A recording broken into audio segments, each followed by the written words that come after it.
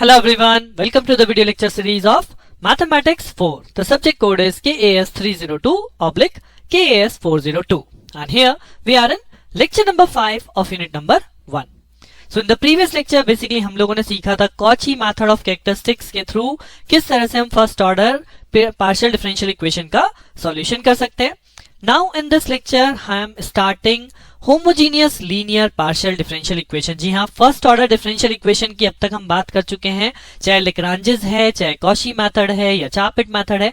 ना उस लेक्चर से हम लोग बात करने वाले हैं सेकेंड ऑर्डर और higher order, right. So linear partial differential equation की ही बात करेंगे, बट होमोजीनियस क्या होती है ये भी समझेंगे. Then how we can calculate the solution of this homogeneous linear partial differential equation, जिसमें कि हम लोग कैलकुलेट करते हैं complementary function and particular integral. तो यहाँ इस लेक्चर में मेनली बात करने वाले हैं कॉम्प्लीमेंट्री फंक्शन कैलकुलेशन की. तो चलिए इस चीज को सीखने के लिए अपना लेक्चर स्टार्ट करते हैं on homogeneous linear partial differential equation. So सबसे पहला टॉपिक मैंने यहाँ पे रखा है second order partial differential equation. जी हाँ, अब तक हम पीडी की बात कर रहे हैं विद फर्स्ट ऑर्डर. तो फर्स्ट ऑर्डर पीडी क्या थी? That contains only P and Q derivative, that is called the first order PD. But अब अगर मैं बोलूं यहाँ पे सेकेंड ऑर्डर की हम बात करें तो सेकेंड ऑर्डर का मतलब क्या है? जी हाँ, हमने कुछ और नोटेशन पढ़ी थी, R S N T, if you remember. So R is basically del square Z over del x square, S is basically del square Z over del x del Y and T is basically del square Z over del Y square. यानी कि ऐसी equation जहां पे minimum derivative जो हो वो एक second order derivative हो, राइट.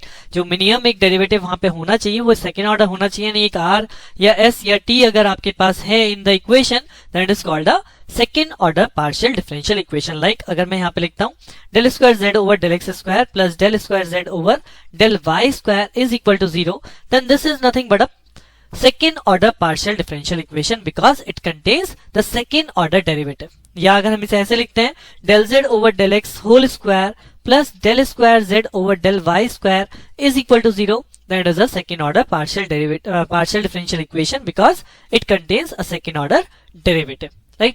सो अगर बाई चांस आपको कहीं कुछ पूछने आ जाए कि क्वेश्चन में कि सेकेंड ऑर्डर पीडी क्या होता है, व्हाट इज द रिकॉग्निशन, तो जस्ट एज अ रिकॉग्निशन कि आपको याद रहे मैंने आपको यहाँ पे सेकेंड ऑर्डर पीडी की डेफिनेशन क्लियर करी है.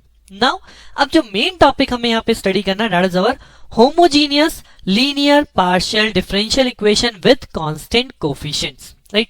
अब यहाँ पे इसी वर्ड को अगर मैं ब्रेकअप कर दूं, अभी आपके सामने इक्वेशन लिखी है, मैं इस इक्वेशन पे आऊंगा, बट अगर मैं आपको ब्रेकअप करूं, मैं बात कर रहा था पीडीई की, राइट. हमने यहाँ पे भी लिखा है पीडी. अब अगर एक ऐसी पीडीई है जिसमें सभी डेरिवेटिव्स का जो ऑर्डर है, राइट, अगर मैं इस पीडी को कंसिडर करूं तो यहाँ पे इस इक्वेशन के अंदर दोनों डेरिवेटिव का ऑर्डर क्या है? दोनों डेरिवेटिव का ऑर्डर सेम है and that is of 2, right. So जब हमारे पास इक्वेशन ऐसी हो जिसमें हर एक डेरिवेटिव सेम ऑर्डर का होता है, उस इक्वेशन को हम बोलते हैं होमोजीनियस इक्वेशन, राइट. तो आगे चल के आप नॉन होमोजीनियस भी पढ़ने वाले हैं, तो नॉन होमोजीनियस होमोजीनियस का डिफरेंस बिल्कुल क्लियर रखिएगा कि होमोजीनियस मतलब जहां पे आपके सभी डेरिवेटिव बिल्कुल सेम ऑर्डर के हैं. तो अगर मैं अब इस जनरल इक्वेशन की बात करूं तो see over here that is del n z over del x n and this is del n z over del x n minus 1. X का कंपोनेंट एक रिड्यूस हो गया और वाई का कंपोनेंट इंक्रीज हो गया, बट ऑर्डर क्या रहा? ऑर्डर एन ही है. सेम यहाँ पे डेल एन जेड, यहाँ पे एक्स का कंपोनेंट फिर रिड्यूस हो गया और वाई का कंपोनेंट इंक्रीज हो गया. सेम इसी ऑर्डर में अगर हम लिखें तो del n z over del y to the power n. So ये हमारी एक जनरल इक्वेशन बन जाती है, that is homogeneous. Why? Because हर एक डेरिवेटिव का ऑर्डर क्या है? ऑर्डर यहाँ पे nth ऑर्डर है, right. Is equal to some function of x and y, right. अब ये some function of x and y भी हो सकता है, इज इक्वल टू 0 भी हो सकता है, that depends on question to question. But homogeneous क्यों है? क्योंकि सभी डेरिवेटिव्स का ऑर्डर बिल्कुल सेम है, राइट.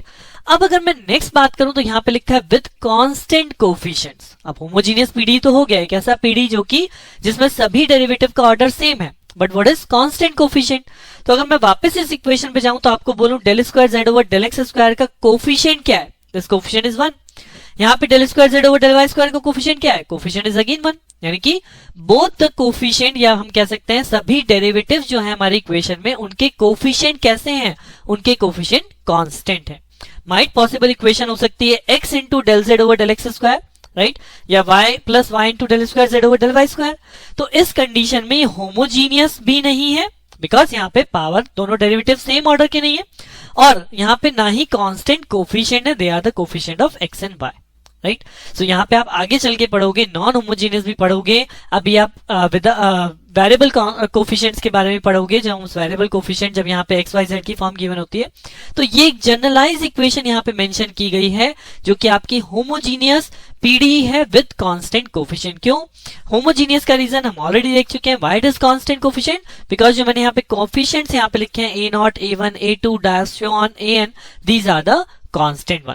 तो यहाँ पे मैंने इस इक्वेशन को आपको इसलिए बहुत एम्फेसिस देके बताया बिकॉज अब आगे के अपकमिंग लेक्चर्स में और इस लेक्चर में भी अब हमें मेनली इसी इक्वेशन के ऊपर बात करनी है, इसी होमोजीनियस इक्वेशन के सॉल्यूशन के बारे में बात करनी है, राइट। सो सॉल्यूशन कैसे कैलकुलेट करते हैं? If I talk about the solution of this equation, then first of all this equation will converted into another form. हम अपनी सिंप्लिसिटी के लिए कन्वर्ट भी कर सकते हैं और क्वेश्चन आपको डायरेक्टली इस सेकेंड फॉर्म में भी गिवन हो सकता है। कैसे? अब इस इक्वेशन में दो डेरिवेटिव है because z is a function of x and y, ये हम शुरू से ही पढ़ते आ रहे हैं। तो बेसिकली यहाँ पे एक है डेल ओवर डेल x जिसे मैं यहाँ पे लेट करूंगा कैपिटल D, और एक है यहाँ पे d डैश जिसे मैं लेट करूंगा del over del y, right. So जो एक डेरिवेटिव हमारा x के रेस्पेक्ट में उसे हमने कैपिटल D मानना है और जो हमारा y के रेस्पेक्ट में उसे हमने d डैश मान लिया। सो ये जो इक्वेशन यहाँ पे गिवन है, this equation can be converted as a0 is a constant one. Now this term represent del over del X to the power n, यानी ये क्या है? Del over del X to the power n। तो basically क्या हो जाएगा? d to the power n plus ये a1 constant है, यहाँ पे अगर आप देखेंगे तो x की पावर n माइनस वन हो गई, यानी ये हो गया d to the power n minus one. और यहाँ पे एक कोफिशिएंट y आ गया, यानी एक डेरिवेटिव y के लिए आ गया, तो y के डेरिवेटिव को हमने क्या माना है? d डैश, तो यहाँ पे एक हो जाएगा आपका d डैश प्लस सिमिलरली आप आगे चलेंगे a2 is a constant. Similarly इस डेरिवेटिव को मैं लिख सकता हूं this is dn to minus two, d to the power n minus two, और यहाँ पे y का डबल डेरिवेटिव हो गया यानी d डैश का स्क्वायर हो गया। एज सो ऑन आप चलते रहोगे, लास्ट डेरिवेटिव हो जाएगा a to the power n and this is d dash to the power n is equal to function of x comma y। So the given equation, this equation can also be given in this form कि यहाँ पे capital D और D dash आपको याद होने चाहिए, पता होने चाहिए कि capital D stands for del over del x और D dash stands for del over del y। जब तक इनका मीनिंग क्वेश्चन में चेंज ना करा जाए या कुछ और क्वेश्चन में जब तक चेंज नहीं आएगा तब तक मैं यही मीनिंग लेके चलूंगा कि D is equal to del over del x and D dash is equal to del over del y। So first of all अगर आपको गिवन इक्वेशन इस स्टैंडर्ड फॉर्म में है तो हम उसे इस D डैश की फॉर्म में कन्वर्ट कर लेते हैं, right. So now this is the equation जो हम इस फॉर्म में कन्वर्ट कर सकते हैं, और इस इक्वेशन को मैं फर्दर लिख सकता हूं कि this is basically function phi d dot d dash, यानी x और y की जगह क्या है? d और d dash, z is equal to f x comma y, and this equation complete solution is calculated as complete solution is equal to complementary function plus particular integral यानी कि pi। सो यहाँ पे इस इक्वेशन के दो part होते हैं, one is called the CF, one is called the PI, और दोनों ही केस हमें समझने हैं, दोनों ही केस हम सीखेंगे सो दैट हम कंप्लीट सॉल्यूशन की बात कर सकें। अब अगर कॉम्प्लीमेंट्री फंक्शन की बात करूं सबसे पहले जो मैं इस लेक्चर में बात करने वाला हूं, तो कॉम्प्लीमेंट्री फंक्शन के लिए अगर हम कॉम्प्लीमेंट्री फंक्शन की कैलकुलेशन करनी है तो ये जो राइट हैंड साइड क्वेश्चन में गिवन होता है, कई बार होता है इक्वेशन आपको जीरो भी गिवन होती है, अदरवाइज यहाँ पे कुछ फंक्शन भी गिवन आ सकता है लाइक e की पावर x या समथिंग, वो हम आगे बात करेंगे। बट उस राइट हैंड साइड को हमेशा क्या कर देते हैं? Zero for the calculation of the complementary function. तो अगर मैं आपको स्टेप्स दिखाऊं कि कॉम्प्लीमेंट्री फंक्शन कैसे कैलकुलेट किए जाते हैं, तो दीज आर द स्टेप कि फर्स्ट ऑफ ऑल हमारे पास जो इक्वेशन है उस इक्वेशन को हम लिख लेंगे phi d comma d dash z is equal to zero for the calculation of complementary function, यानी मैंने राइट हैंड साइड को क्या कर दिया? जीरो कर दिया। Now the main step is हम ऑक्सिलरी इक्वेशन फॉर्म करते हैं। कैसे? वी आर लेटिंग के d की जगह हम लोग m पुट करेंगे और d डैश की जगह 1 पुट करेंगे and then make a equation that is called the auxiliary equation. यानी कि अगर सपोज आपके पास क्वेश्चन में d square plus d dash plus d dash square is equal to 0, तो d की जगह m तो ये हो जाएगा m स्क्वायर, d की जगह m, ये d डैश की जगह 1 और d डैश की जगह 1, तो एक तरह से इस टाइप की कुछ इक्वेशन बन जाएगी m square plus m plus 1 is equal to 0, right. अब इस इक्वेशन के रूट्स कैलकुलेट करने हैं, और रूट्स कैलकुलेट करने के लिए मैं आपको बोलूंगा यहाँ पे कि आप अपना कैलकुलेटर यूज कीजिए। कैलकुलेटर मिनिमम 100 ms आपके पास होना चाहिए जिसके थ्रू आप इस इक्वेशन को सॉल्व कर सकते हैं। सो इस इक्वेशन को सॉल्व करने के लिए आप इक्वेशन मोड में जाएंगे, वहां पे आपको मिलेगा डिग्री, एक होता है नोन, एक होता है डिग्री। तो यहाँ पे this equation is basically degree, and degree क्या है? डिग्री इसकी 2 है। सो जैसे ही आप डिग्री 2 एंटर करेंगे आपसे a की वैल्यू पूछेगा that is equal to 1, that is m square coefficient, या आपसे b की वैल्यू पूछेगा that is m coefficient that is 1, और फिर आपसे c की वैल्यू पूछेगा c इज इक्वल टू 1। तो जैसे ही आप ये तीनों वैल्यू एंटर कराएंगे you will get some roots value in your calculator. Now based on those roots. अगर मैं बात करूं, बेसिकली एक क्वाड्रेटिक इक्वेशन है और क्वाड्रेटिक इक्वेशन के कितने रूट्स होते हैं? क्वाड्रेटिक इक्वेशन के 2 रूट्स होते हैं या 2 रूट्स आर पॉसिबल।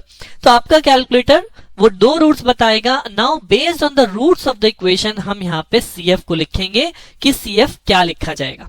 अब रूट्स कैसे हो सकते हैं? रूट्स आपके सारे के सारे डिस्टिंक्ट हो सकते हैं। लाइक मैंने केस 1 यहाँ पे लिया है। केस 1 है for all distinct type of root, right, like M1, M2, M3 as on, मुझे सभी रूट्स डिफरेंट मिल रहे हैं। सो what is my formula? Formula says F1y plus M1x plus F2y plus M2x plus F3y plus M3x as on। यानी कि मुझे केवल और केवल इतना सिंपल सा काम करना है कि इक्वेशन को m में कन्वर्ट किया, मींस ऑक्सिलरी इक्वेशन में कन्वर्ट किया, उसके रूट्स कैलकुलेट किए, based on the roots value मुझे CF लिख देना है। यहाँ पे M1, M2, M3 की केवल वैल्यू रिप्लेस होगी और कुछ भी चेंज नहीं होगा। F1, F2, F3 are any arbitrary functions, तो इनको आपको सॉल्व नहीं करना, इनमें कुछ नहीं जाना है, केवल मुझे यहाँ पे M1, M2, M3 की वैल्यू को प्लेस करना है, राइट। फॉर एन एग्जाम्पल, अगर आप किसी इक्वेशन को सॉल्व कर रहे हैं, that is cubic equation degree 3, और उस क्यूबिक इक्वेशन के 3 रूट्स आते हैं 1, 2 एंड 3, तो 1, 2 एंड 3 का मतलब क्या हो गया? यानी मेरा CF क्या हो जाएगा? F1 y plus x plus F2 y plus 2x plus F3 y plus 3x। यानी केवल M1, M2, M3 को रिप्लेस कर दीजिए बाय द रूट्स वैल्यू और कुछ भी चेंज नहीं करना है। तो this is the first case. इसी तरह से हमारे पास और भी केसेस है, वो क्या होंगे? तो केस नंबर 2 कहता है if you have 2 equal roots, right. So अगर आपके पास 2 इक्वल रूट्स हैं, जैसे कि M1 और M1 दोनों एक दूसरे को रिपीट कर रहे हैं, बट M2 इज डिफरेंट और उसके आगे M3 है, M4 है, एज ऑन, मतलब मेरे पास 2 रूट्स सेम आ रहे हैं, तो उस केस में मैं कैसे लिखूंगा? उस केस में लिखूंगा F1 into y plus M1x plus x into F2y plus M1x। तो दिस इज द केस जब आपके 2 रूट सेम होते हैं तो फंक्शन में यहाँ पे x का मल्टीप्लाई लग जाता है, x into F2y plus M1x। ये वैल्यू और ये वैल्यू आपकी सेम ही है। और अगर इसके बाद आपके पास डिफरेंट रूट है तो उसे लिखने का वही तरीका है, plus F3y plus M2x plus F4y plus M3x हो जाएगा। अगर हम इसी के आगे कंटिन्यू लिखें, plus F5y plus M4x, right. तो जितने भी रूट्स हमारे पास हैं उसके बेसिस पे लिख लेते हैं। और अगर यही केस मैं आपको नंबर 3 केस में कन्वर्ट कर दूं कि if you have 3 equal roots, right, अगर मेरे पास 3 इक्वल सेम रूट है, लाइक 2, 2 एंड 2, तो तीनों ही सेम है, तो उस केस में क्या होगा? F1y प्लस M1x यानी F1y plus 2x plus x into F2y plus 2x plus x square into F3y plus 2x as on. तो अगर आपके पास 4 सेम रूट आ जाए तो x cube F4y plus 2x in the same वे।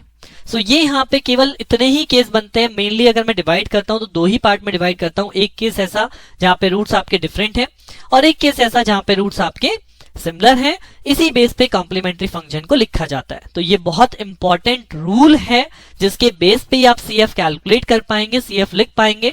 और बिना इस rule को याद करे आप CF कैलकुलेट कर तो लेंगे, पता चला आपने रूट कैलकुलेट कर लिया but you don't remember the formula for how to write the CF।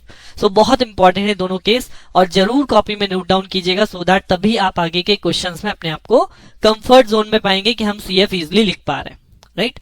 अब डायरेक्टली स्ट्रेट फॉरवर्ड मैं आपके सामने क्वेश्चन रख रहा हूं कि CF कैसे कैलकुलेट किया जाता है फॉर द गिवन इक्वेशन। तो suppose this is the given equation, solve del square z over del x square minus del square z over del x del y minus 6 del square z over del y square is equal to 0। अब जैसे कि मैंने आपको previous lecture में बोला था, अब आपके पास नंबर ऑफ फॉर्म्स बढ़ गई है क्वेश्चन की। हमने लीनियर फर्स्ट ऑर्डर देख लिया, नॉन लीनियर भी देख लिया। तो अब अगर मैं इस फॉर्म को यहाँ पे देखूं, आपको कोई नहीं बताने वाला कि this is homogeneous linear PD, but आपको खुद से देखना है, खुद से रिकॉग्नाइज करना है कि यहाँ पे हर एक डेरिवेटिव का ऑर्डर कैसा है। हर एक डेरिवेटिव का ऑर्डर सेम है और सेम भी कैसा है, वो 2 है। तो यहाँ कैसा है उससे मतलब नहीं है, बट मुझे मतलब क्या है कि हर एक डेरिवेटिव का ऑर्डर सेम है, कितना है इसका कोई मतलब नहीं है, राइट। तो सेम होने का मतलब this is homogeneous linear PDE और होमोजीनियस लीनियर पीडीई का सॉल्व करना है, that means solution contains CF plus PI, right. अब क्योंकि इस इक्वेशन में राइट हैंड साइड 0 है, already this right hand side is 0, तो यहाँ पे PI आपका कैलकुलेट नहीं होगा। PI को मैं डायरेक्टली लिखूंगा 0, केवल और केवल CF कैलकुलेट करना है। CF की वैल्यू क्या आती है, then we can write the complete function z is equal to complete solution z is equal to CF plus PI, right. और CF कैसे कैलकुलेट करना है वो भी हमने सीखा। सबसे पहले इस इक्वेशन को कैपिटल D और D डैश की फॉर्म में कन्वर्ट कर लीजिए। वी हैव नो कि D is equal to del over del x होता है और D dash is equal to del over del y होता है। तो इनको यूज करूंगा टू कन्वर्ट द इक्वेशन। तो यहाँ पे एक्स स्क्वायर है, राइट। तो एक्स स्क्वायर कब आएगा? When it is D square.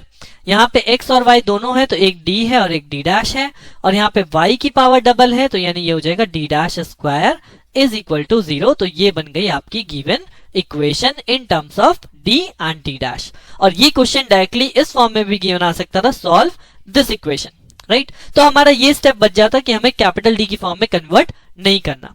Now अब मुझे क्या कैलकुलेट करना है? CF। तो CF के लिए हमने क्या पढ़ा? CF के लिए हम बनाते हैं auxiliary equation and that is given by D की जगह M, तो ये हो जाएगा m स्क्वायर, D की जगह m, D डैश की जगह 1 माइनस D डैश की जगह 1 इज इक्वल टू 0। तो ये इक्वेशन बन गई m square minus m minus 6 is equal to 0, जिसको आपको कैलकुलेटर से सॉल्व करना है। मैं फिर यहाँ पे बोल रहा हूँ कैलकुलेटर यूज करिएगा। डिग्री में जाइए, इक्वेशन मोड में, फिर डिग्री में डिग्री 2 सिलेक्ट करके a equals to 1, b is equal to -1 and c is equal to -6 enter कराइए। You will get 2 roots, m is equal to -2 and 3, right. So calculator से solve करना जरूर सीखिए। Direct roots आप कर सकते हैं, हम लोग बेसिकली पढ़ चुके हैं कि m square minus m minus 6 के फैक्टर आप लोग बना सकते हैं। This is m plus 2 and m minus 3। But मैं फिर भी ये रेफर नहीं करता कि आप यहाँ पे फैक्टराइज कीजिए। जो क्वेश्चन डायरेक्टली कैलकुलेटर से सॉल्व हो सकता है, डिग्री 2 और डिग्री 3 इक्वेशन, तो use your calculator. And once we will get the roots, then based on the roots हम CF लिख देंगे। तो यहाँ पे रूट्स वैल्यू कैसी है? जी हाँ, रूट्स वैल्यू है डिफरेंट। तो व्हाट इज माय CF? तो CF यहाँ पे हो जाएगा function y minus 2x and the second roots है f2y प्लस 3x। तो दिस इज माय CF। और क्योंकि यहाँ पे PI मैंने बोला था 0 है, तो फाइनली Z भी क्या हो जाएगा? यही आपका Z हो जाएगा, क्योंकि जब इसमें PI 0 ऐड करूंगा तो this CF become basically Z। So Z is equal to f1y minus 2x plus f2y plus 3x is called the complete solution for this equation, और यू कैन से सॉल्व करने के लिए आएगा तो this is your answer. इसको करने के आपको पूरे नंबर मिल जाते हैं, राइट। एक और जल्दी से प्रॉब्लम देखते हैं सो दैट आपकी अंडरस्टैंडिंग और अच्छी बन जाए। तो स्ट्रेट फॉरवर्ड मैंने यहाँ पे क्वेश्चन लिया है, solve 4r minus 12s plus 90 is equal to 0। Now अब नोटेशन मैंने आपको बताई थी, बहुत इंपॉर्टेंट है। r बेसिकली क्या होता है? r होता है del square z over del x square, s basically होता है del square z over del x del y, और t होता है basically del square z over del Y square. तो अल्टीमेटली क्वेश्चन ये था जिसे हमने इस फॉर्म में खुद कन्वर्ट करना है, बिकॉज ये मुझे पता होना चाहिए RST क्या है, राइट। अब उसके बाद आप इस इक्वेशन को कैपिटल D फॉर्म में कन्वर्ट कर सकते हैं। तो this will return as 4d square minus 12 of d dash, क्योंकि एक x है एक y है और यहाँ पे दोनों ही y है, तो plus 9d dash square is equal to 0। अब CF और PI फिर से नहीं होगा बिकॉज राइट हैंड साइड नहीं है, राइट हैंड साइड 0 है, तो PI फिर से क्या है? PI फिर से हमारा 0 है, केवल CF कैलकुलेट होगा और उसके लिए ऑक्सिलरी इक्वेशन। ऑक्सिलरी इक्वेशन क्या कहती है? D की जगह M, तो ये हो जाएगा 4m square minus 12 of m plus 9 is equal to 0। D की जगह M, D की जगह M, D डैश की जगह 1, D डैश की जगह 1। और इस इक्वेशन के रूट्स अगेन कैलकुलेटर से सॉल्व करने हैं, डोंट कैलकुलेट बाय योरसेल्फ। और जब आप कैलकुलेटर से सॉल्व करेंगे तो आपको वैल्यू मिलेगी m is equal to 3/2 and 3/2 यानी 1.5। So what is the CF? So CF is equal to f1y plus 3/2x plus x f2y plus 3/2x। क्यों? क्योंकि हमें दोनों सेम रूट्स मिले हैं 3/2 and 3/2। When the roots are same then this is the CF। PI हमारा है नहीं, so what is the complete solution? This is the complete solution, that is CF plus PI, जो कि है नहीं, तो that become this one, right. तो बहुत सिंपल से क्वेश्चन है, और ये मैं बेसिक यहाँ पे इसलिए बता रहा हूँ, ये बहुत बेसिक है कि अगर आपने यहाँ पे CF कैलकुलेट करना सीख लिया, तभी हम जब आगे कॉम्प्लेक्सिटी बढ़ेगी PI में पहुंचेंगे तो PI में फर्स्ट स्टेप CF ही होता है। क्योंकि ये पॉसिबल है कि आपका PI 0 हो, बट ये कभी पॉसिबल नहीं है कि CF 0। तो CF ऑलमोस्ट हर एक क्वेश्चन में कैलकुलेट होगा ही होगा, उसके बाद हम PI के केस की तरफ जाएंगे, राइट। एक और क्वेश्चन मैं आपके सामने रखता हूं, this is problem number 3। del 4z over del x4 minus del 4z over del y4 is equal to 0। Again right hand side 0 है, यानी PI आएगा नहीं, and this is homogeneous because both derivative have same order. तो यहाँ पे order भी same है, homogeneous हो गया, सॉल्यूशन आएगा CF plus PI।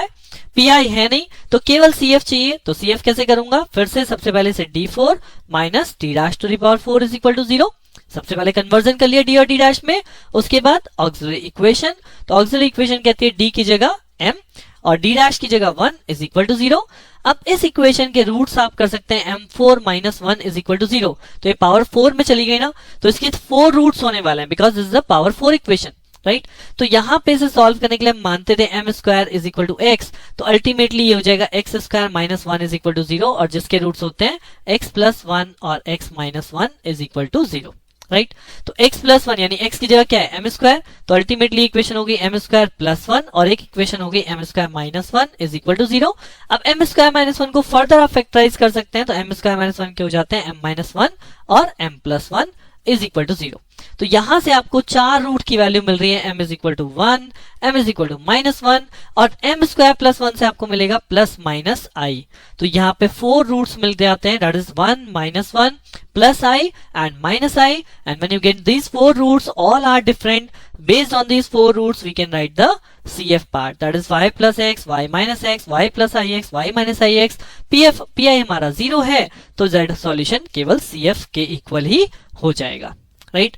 So I hope ये क्वेश्चन सुनने के बाद आप लोगों को अब इजी लगने लगा होगा कि CF कैलकुलेशन बहुत इजी है, केवल ऑक्सिलरी इक्वेशन बनानी है, then find out the roots and based on the roots just write down the CF। So ये क्वेश्चन आपके सामने है ऑन योर स्क्रीन, आप लोग यहाँ पे वीडियो को पॉज करके इस क्वेश्चन के रूट्स बना के देखिए, इस क्वेश्चन का CF करके देखिए एंड देन मैच कि आपका CF इस सॉल्यूशन से मैच करता है या नहीं करता, राइट। तो सिंपल है, आप यहाँ पे एक ऑक्सिलरी इक्वेशन फॉर्म करेंगे। मैं इन शॉर्ट यहाँ पे दिखा देता हूँ। ऑक्सिलरी इक्वेशन की वैल्यू आएगी m cube minus 6m square plus 12 of m minus 8 is equal to 0, right. और इस इक्वेशन के रूट सॉल्व कीजिए और जो वो रूट्स आएंगे, roots are as per this CF, जो रूट्स आ रहे हैं वो आ रहे हैं 2, 2 and 2. So based on these 3 equal roots, this is the CF f1 y plus 2x plus x f2 y plus 2x and x square f3 y plus 2x, right? So ये हमारा complete solution हो जाएगा क्योंकि pi यहाँ पे 0 है, so we got the complete solution of this equation, right? So after doing these problems, I hope कि आप लोग कॉम्प्लीमेंट्री फंक्शन कैलकुलेट करना सीख चुके होंगे। अब इसके बाद हम अपनी कॉम्प्लेक्सिटी राइज करेंगे बिकॉज नेक्स्ट लेक्चर में इसी टाइप के क्वेश्चन आपके सामने आएंगे, बट उनमें हम पीआई कैलकुलेट करना भी देखेंगे। और जब हम पीआई की बात करते हैं, पर्टिकुलर इंटीग्रल की बात करते हैं, तो वो डिपेंड करता है कि राइट हैंड साइड में फंक्शन क्या दिया गया है, राइट। राइट हैंड साइड में जो फंक्शन है वो किस फॉर्मेट में है, तो इस बेसिस पे यहाँ पे केसेस भी जनरेट होते हैं। So we will look up different cases in the upcoming lecture. So बने रहिए मेरे साथ, मिलते हैं नेक्स्ट लेक्चर में। Thank you.